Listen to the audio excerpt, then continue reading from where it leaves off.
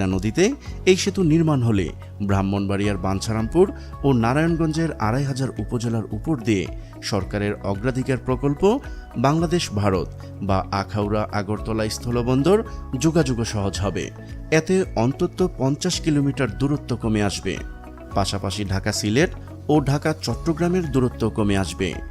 সেতুটি নির্মিত হলে রাজধানী ঢাকার সঙ্গে কুমিল্লার হোমনা, তিতাস, মুরাদনগর এবং ব্রাহ্মণবাড়িয়ার বাঞ্ছারামপুর, নবীনগর সহ অন্তত ১৫টি উপজেলার ৫০ লক্ষাধিক মানুষের যোগাযোগ সহজতর হবে।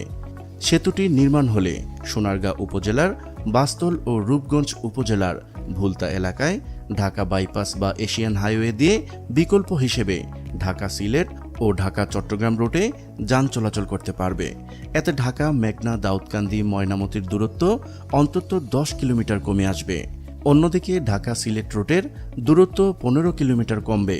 এতে ঢাকার সঙ্গে ব্রাহ্মণবাড়িয়া জেলা সদরের সঙ্গে ঢাকার দূরত্ব কমে যাবে। দক্ষিণ কোরিয়া ও বাংলাদেশের যৌথ অর্থায়নে সেতুটি নির্মিত হবে। কোরিয়ান ৩টি প্রতিষ্ঠানের বিশেষজ্ঞ প্রতিনিধি সেতু এলাকা পরিদর্শন করে গেছেন। দ্রুত সময়ের মধ্যে সেতুর নির্মাণ কাজ শুরু হবে। এই সেতু নির্মাণ হলে বদলে যাবে বাংলাদেশের যোগাযোগ ব্যবস্থা।